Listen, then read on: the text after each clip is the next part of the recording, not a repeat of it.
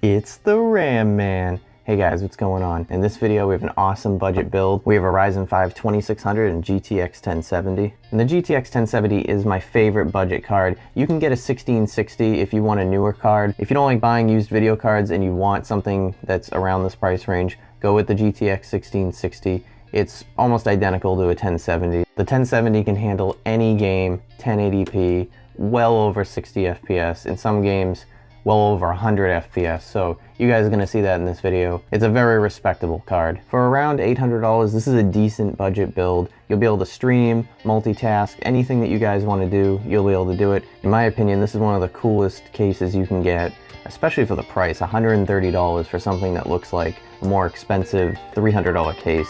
It's really, really nice. So it has that infinity mirror on the front, and it just looks amazing. I can't say enough good things about this build. It really performed very well.